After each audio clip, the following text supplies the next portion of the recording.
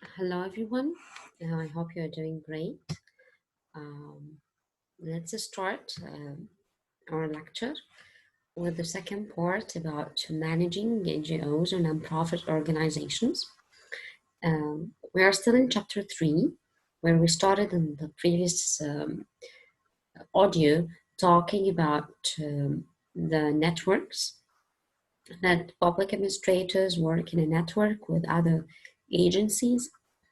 And then we spoke a little bit about the role of the NGOs in the public policy process and the different stages. What do they do and how do they can participate? And then we moved on to talk about privatizations and PPP. Today, we're going to talk about in this lecture about how do we manage an NGO? How is it possible? What are the different criteria for um, to manage an NGOs. First, we're going to talk about different factors. We're going to talk about operational leadership, resource development, financial management, board governance, and board staff relations. Let's start with the first one, which is operational leadership. Operational leadership means we are talking here about the internal system of the organizations, the NGO's internal system. What do they do in order to establish a good strategy and a good planning for their organizations, how they can set goals and objectives and develop a structure for them to help them achieve their objectives? Still, what does it mean? Let's divide the operational leadership into 3 sub-points that we're going to talk about. First, the effective leadership. The good leader of the nonprofit organization should be able to make a sound mission and a vision, a sound planning, and a solid organizational foundation. What is a mission and what is a vision? Have you heard about it before? I assume that you must have heard about it, at least for FIPS mission and FIPS vision and so on. Mission is we call it what the purpose of the organization, what the organizations deliver, what kind of product it produces, what kind of service it's delivering, why it exists. So it's the purpose the organizations will serve in its community. What you are doing is your mission. How about the vision? The vision is the guiding image of what the organization wants to be in the future. It's in brief, how do you see yourself in the future? How do you see your organization in the future? What do you want to be after 5 years or 10 years from now? For example, if you are talking about an organization that works on environmental issues in rural areas in Egypt.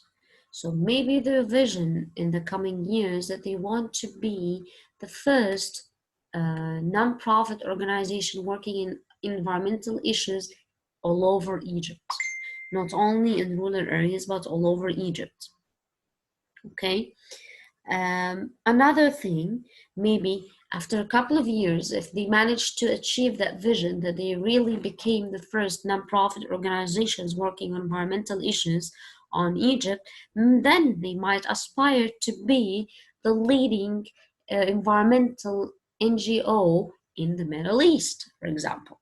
So this is where do they see themselves in the future? How about the mission? It's what they actually the purpose that they want to serve and deliver to the community.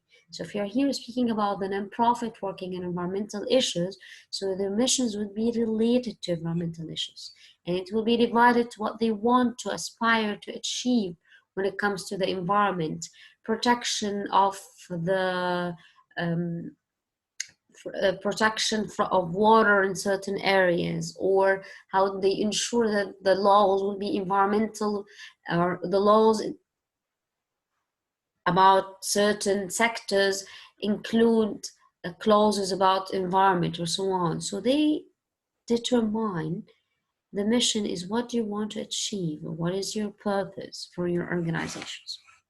Actually, in fact, developing a mission and a vision for your organizations before you start is a key to your success in the future. Because without having a clear mission and a clear vision, it will be very difficult for you to achieve your objective in the future. It will be very difficult for the leaders of the nonprofit organizations to gain the support from the public. Considering that most of the NGOs funds, they depend on donors, they depend on volunteers, they depend on board members whose support is needed. So if those people do not get or do not feel the good sense of your vision and mission, then it will be difficult for them to relate to your organization. If they feel like, let's say, you are an environmental organization that is, as we said, that you're working on an environment issues, and you are still starting your own business. And then you put your vision for yourself to be the first or the leading environmental nonprofit organization in the Middle East. Is it realistic? Is that doable? Is it possible to do that? Of course not. If you're still starting, yes, it's good to put an aspiring vision, but it has to be attainable. So if I'm a donor and I found that you came from me to ask me for a donation for your environmental nonprofit organization, then I found that you are putting a vision for yourself that I don't believe that you'll be able to achieve in the coming years. So I will be hesitant to give you money. And in the most cases, I will not give you any donations. Okay? So that's why to develop a clear vision and a mission in the first place before you starting your own business is actually a key to your success as a non-profit organization. A second point that we're talking about under the operational leadership, it's called sound planning. Again and again and again, planning is a key for your success. Of course, planning is a key for the success of any organizations, but we are stressing it here also for nonprofit organizations because you already depend on the support of donors, volunteers, board members who wants to see a good plan before for your jobs. What are your planned activities? If you're working, for example, on education for children, for example. So you're an organization who wants to raise the awareness of children or helping poor kids get enough education and so on. So I want to see a plan for this. How will you be achieving this? How you will deliver? What are kind of activities that you'll be involved in? How about the amount of money that you need? So concrete plan will help nonprofit organizations gain support and gain commitments even for volunteers and donors to give them money. If you're working, for example, about an NGOs that's working on raising awareness for women or working on cultural issues, like, for example, that for families in rural areas who do not send their girls for school. So they want to concentrate on educating parents about the importance of sending girls to school, for example. So what is your plan? How do you plan to do that? It's just you're gonna bring people to sit together and talk to them, or you're gonna make brochures, or you're gonna speak on the radio. What is your plan? So you have to make a good plan that is related to the achieving, or that plan in fact should help you achieve your mission, and that if you manage to achieve your mission, then you will end up achieving your vision if they are already written in a good way. So that's also a key for your success, is to have a sound planning. Okay? The third point for operational leadership is about solid organizational foundation. Having a solid organizational foundation. What do I mean by this? Here we said, which is also related to planning and vision and mission. For any organization, you have to develop a strategy. Maybe that part will be actually very related to the course of strategic management that we are talking about. How do you develop a strategy for your organization? So we're not going to get into deep details here. You just need to understand the concepts that nonprofit organizations or nonprofit leaders should be considering when they are establishing or their nonprofit organization, or if they are working in a nonprofit or an NGO. Okay, so here we are talking about you need to develop a strategy for your organizations with a detailed plan, making a SWOT analysis, and that strategy includes your mission and vision, includes your objectives, your plan. You do a SWOT analysis. What are your external and internal threats and internal points of weaknesses or internal points of strengths? What about the external opportunities and threats? So you need to understand and gather all this informations, because you can have lots of organizations that begin with a great idea, and then they develop a good and a great and amazing mission and vision. However, they do not turn this out into reality. Things stop at this point. They cannot deliver it into action. They have lots of challenges. Though they have a good mission and vision, though they have a great idea, but they did not manage to translate that great idea into reality. Here, that's why you need to have a solid organizational foundation. You need to have a solid strategy that will help you transform all your plans into real action. Okay?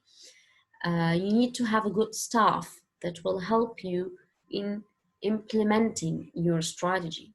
And consider that donors, in most cases, they do not prefer to give funds for administrative costs like the staff or equipment or something, but they want to give the money for the programs or the service delivery. What does it mean here? Meaning, when you are putting your plan and you're putting for your organization and for the different activities and so on, of course there's what we call administrative costs for running the organization, salaries for your staff, buying for certain equipments and so on. Usually the donors don't prefer to give money to these facts, to these parts. They want to give money to something that people will see, like the real delivery of the service, like the real awareness campaign that you are conducting, but not the administrative cost required for this. So that's also will be something that you need to consider. Okay? Then moving on to the resource development. Actually, this is one of the key points that is required for the success of any nonprofit organization. Okay? How do you develop enough resources for your organization? Here, we have to stress upon one of the main points before we go on talking about this, is that successful nonprofit organization diversify the sources of revenues, meaning that they do not depend only on one source of revenue. They try to balance between different sources, grants, fees for services, and other sources. Why is that? Let's imagine a situation. If you are a nonprofit organization working on environmental issues, as we said, and you depend on one main donor to give you the money, okay? You depend only on one main donor to give you the money. So imagine that after a couple of years, that donor changed his mind and decided that he don't want to give you any donations anymore for whatever reasons. Maybe he was interested in environmental issues in a certain year, and then after a couple of years, he's no longer want to donate for environmental. He want to donate for nonprofits working on children's issues or something. So what are you gonna do? Are you gonna close? Are you gonna stop delivering the service? What's gonna happen? That's why we are saying this, that you need to diversify your sources of revenues so that you do not depend on a certain source, so that if that source stopped, then you are in trouble. That's why you need to trying to have different sources of finance, different sources of revenues, and you're trying to balance between them. So that's one of the things that you need to consider when you are talking about your resource development. Okay? Then, keys for successful resource development. How do you try to develop resources for your organization? First, you need to articulate a case for your organization. What do you mean by this? Articulating a case for your organization means you are trying to make your organization have, like, let's say, articulating a case means you make a case for your organization. You make your organizations visible to others. Show them that you have a great mission or a great vision that you want to achieve, and you will be the one that who really keen on doing this and so on. And then you look for diverse array of support. You look for support from different sources for this to ensure that you diversify. So you might go for different donors. Don't go only for one, 10 to 15 donors or something. I don't know. But look for different donors. Look for people themselves to support you. Look for the media to support you. So you're trying to gain support from different sources. And then you identify the appropriate development strategy and action plan. Then you have to put a strategy, development strategy. What is your resource development strategy? For anything to be successful, you have to have a strategy. So what is your strategy? What is your action plan? And then you have to ensure that you have an effective implementation for that action plan. Again, don't make things having great, like we have just mentioned, having great ideas, great missions and visions, but not able to turn it into reality. So here you have to focus on the implementation of your action plan, and then make sure that you are building and maintaining a relationship with the founders and donors and volunteers. Your commitment to build and maintain relationship with donors and volunteers is also one of the key for your success. What do you mean by this? Imagine, for example, that you have to take a donation or a grant from a donor X, okay? Then you started working on your project, you didn't follow up with him, you didn't send him a thank you letter, whatever. Then after 5 years, when your donation was finished, or your grant خلاص is running, not enough money you have, then you went back again to him to ask for a new grant. Would you expect him to give you something? You ask, who are you? Where have you been all these 5 years? I don't know anything about you. You didn't follow up with me. You didn't give me any report. So why do you expect me to give you a grant anymore? So that's why we are saying here, commitment and maintaining a good relationship with your donors or funders is a key to your success. Like, for example, you have to take the chance. If there is an opportunity, if you are making a dinner, you are making or any kind of celebration for your nonprofit, why don't you send him a letter, an invitation letter, and ask him to attend that event? And then when you succeed in achieving any of your activities, why don't you send him a thank you letter by saying, because of the grants that you gave us, we managed to educate 500 kids, or for example, or we managed to raise the awareness of 200 women or something. So you saw that you are always in his mind of the donor. He keeps knowing what you are doing, what you are achieving, so that he's following up with you. Okay? So the same happens with the volunteers. For because we said again, non-profit organizations or NGOs depend on volunteers.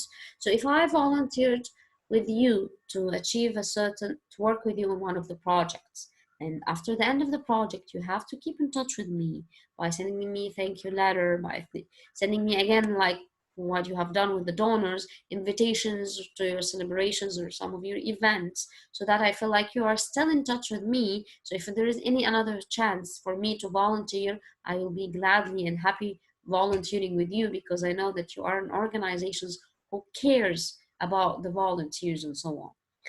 Okay, so these are among the key issues that you need to consider when you are looking for resource development.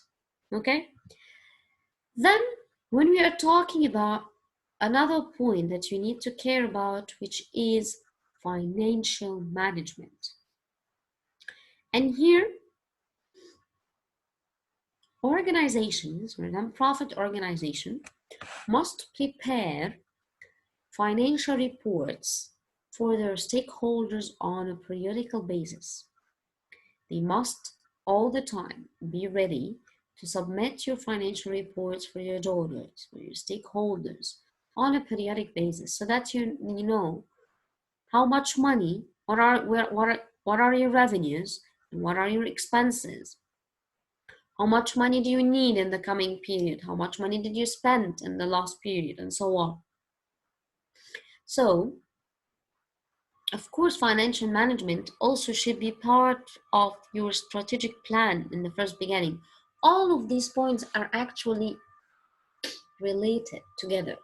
If you are building a good strategy for your organizations, you will find yourself having a good mission, developing a good mission and a vision. And then you will also working on uh, um, having a good plan and having a clear objectives. And then you also have a strategy on how you will be developing your resources, how you will be developing and diversifying your revenues, and so on. Also, your plan should include how you'll be able to manage your finances.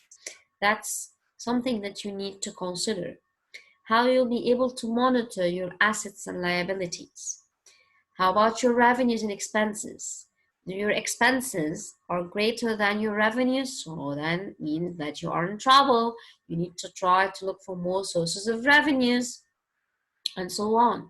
So that part for the budget and financial management is usually done in coordination with the governing board. We're gonna speak about the board now, but that part especially goes for the board, because they want to follow up with the different financial issues that is done with the organizations, to make sure that they are working well, and they have like we are saying, the financial reports are done in a good way. That's done according to the plans, and so on. Moving on to the next point, which is called board governance. What is the board? The non-profit board. They are the final decision-making body of the organization. The board of the non-profit organizations are, in fact, they are the one who make the final decision. What is their role? What is the responsibility of the board members? First of all, they set the strategic direction for the organization. In other words, they are the one responsible for developing the mission and the vision and the values and the plan for the organizations. It's the responsibility. They are like we are saying, they are the board, they are the top managers, So they are the one responsible for the strategy, putting the direction for the organization. Where do you want to see ourselves in the future? How will we be able to do that through our missions? What are our different objectives? How can we achieve it? How can we collect resources? How can we ensure that we have a good financial management and so on? This is the responsibility. Also, they serve as a champions in the external community. They are the spokesperson for the organization. Like, for example, imagine that one of the board directors is Dr. Magdi Yaqub, for example. It will be something very great that if he became the spokesperson of your organizations, he speaks here about your organization in the media or the press or whatever, then that will make everybody else trust their organization. If you have one of your board members as Magdi Yaqub, for example, this means, or if it was Dr. Ahmed Zuhail, Allah yarhamu, was one of your board members, then you feel like, I believe that the organization is trusty. I am sure that I will be happily giving them donations or grant some money for them. So that will be something I would like to do if that spokesperson is something that really is a person who is well known, who has a credibility among the members of the society and so on. So this is one of the roles of the board members, that they are considered the spokesperson of the organization. Also, they play a role model for donation and volunteerism. They are considered a role model. They are themselves. You can find many of the board members themselves actually donate for the organizations. So they play as a role model for others. And if they are, as I said, well-known people, that will be encouraging other people to donate. They may be encouraging other donors to give more grants. They may be encouraging other ordinary people to volunteer to work with that organizations, because they will have a kind of more trust when they have a good board members. Also, the board members set the policies and procedures for external communication, meaning they are the one responsible for putting the procedures on how our nonprofit organization communicate and interact with the external world. What's the outside world? We're not talking about inside the organization or what happens inside the organizations, but here we are speaking about the relationship between the organizations and the outside world, where the board members play a great role. So they put how we will be able to communicate. What kind of channels we can communicate with. And here we have to stress upon a important point, that all of the board members must speak with one voice. Meaning, if you have a certain strategy or a plan for your organizations, or an opinion or a certain opinion, a certain policy, all the board members should be supporting the same ideas. Because imagine that if if the NGO is putting a proposal, if you're speaking about the environmental NGO, and it's putting a proposal for a new environmental policy and submitting that policy proposal to the government or to the parliament for discussion, okay? And then one of the board members came to the media and spoke about how he support that policy and how it will help us solve a lot of our environmental issues and so on. And surprisingly, we found that another board members of the same organization is actually criticizing that proposal and speaking about a lot of mistakes that was in that proposals and a lot of things that he did not agree with. Imagine the situations that one board member is defending the proposal and another board member of the same organization is criticizing the proposal. What about you as an ordinary citizen or as a donor or as a volunteer? What do you think about that organization in that case? Would you ever think of volunteering for that organization or donating? I don't think so. Why is that? Because you feel if the board members, if the people who are supposed to be a role model for the organization, if the people who are supposed to understand everything about the organization actually do not speak with one voice, do not have different opinions, one supporting and one against, and they declare it clearly to the press or to the media, then how would I trust that organizations? So I will refrain from donating to that organization, for example. So that's why we are saying that the board members are actually playing a great role when they are serving as a champion for the external community, when they are play a role of a role model, when they are putting the procedures for the external communication and they speaking with one voice. They have to try to do so. Otherwise, they will be actually not working for the benefits of the organizations, but vice versa. Also, one of the roles of the board members is that they are overseeing the organizational planning and implementation, meaning they try to ensure that there is effective planning and effective implementation, and they help work with the staff on what is our priority, what is our goal. So the role here is kind of oversight, overseeing what the organization is doing. They do not implement by themselves. The board members do not implement by themselves. It's the staff members who do implementations. They just oversee what those staff members are doing. They just try to make sure that the staff are really understanding what is the priority of the organizations.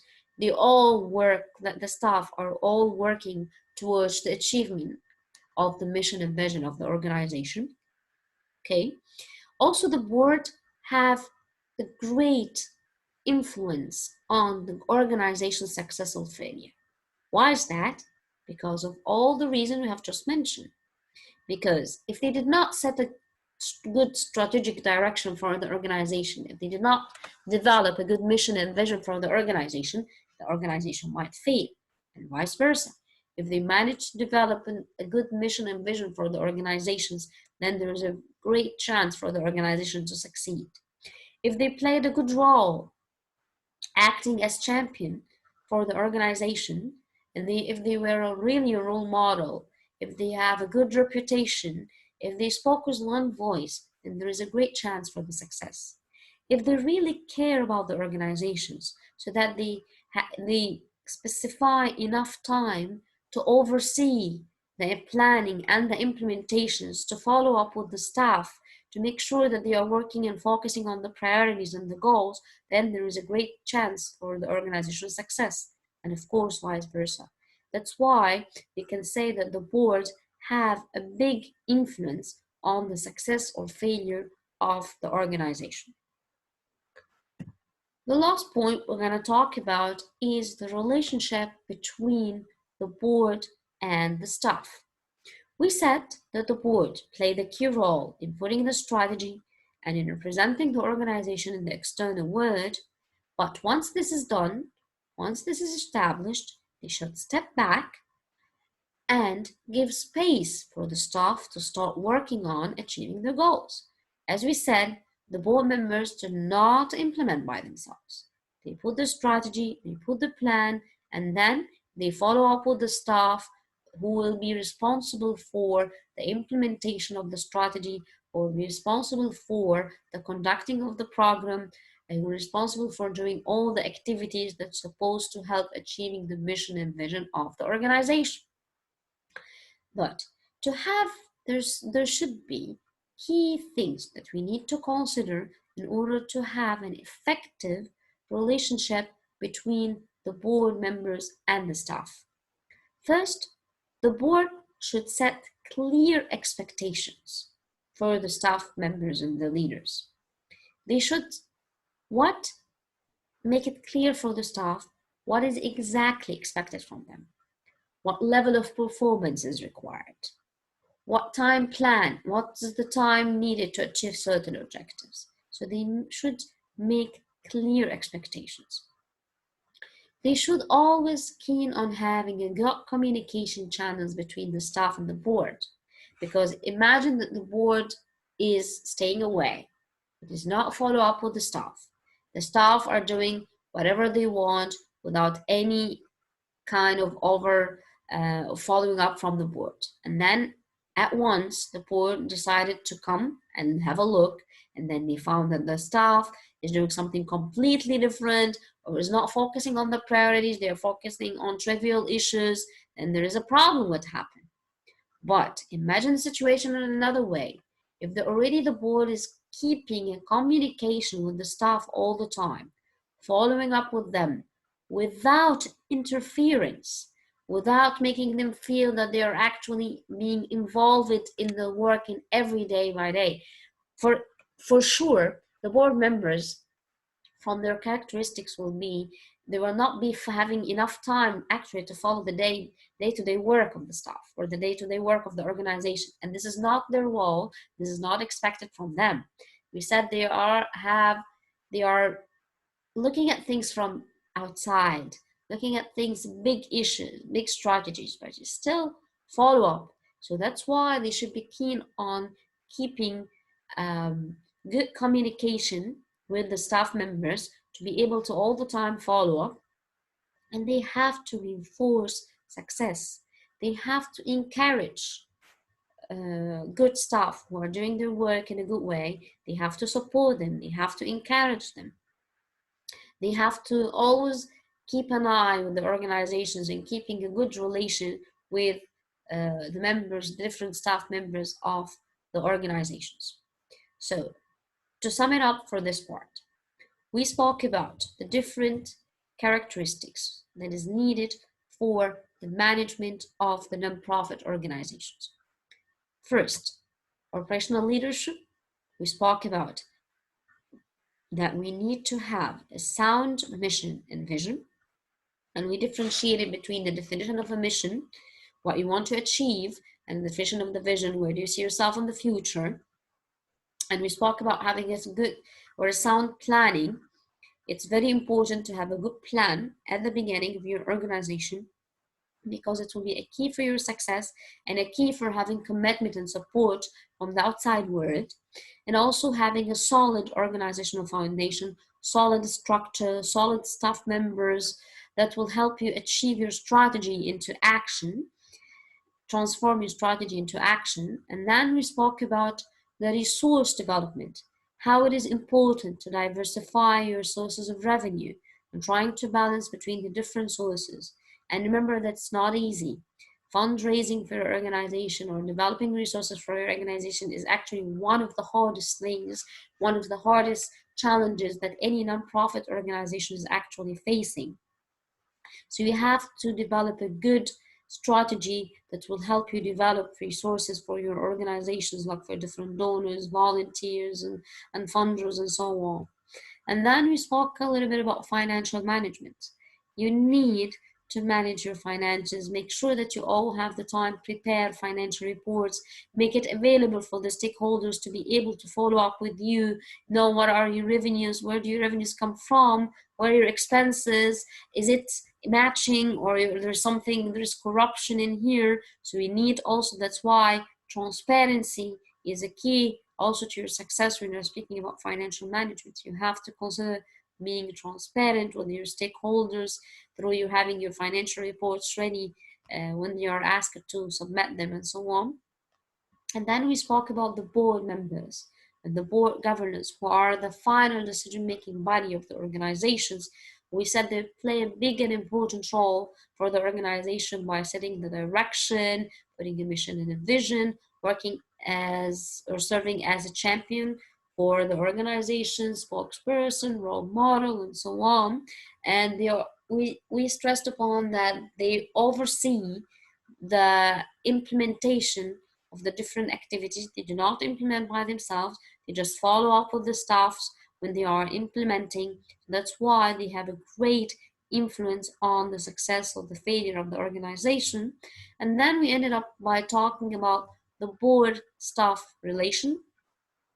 So the board here play a key role in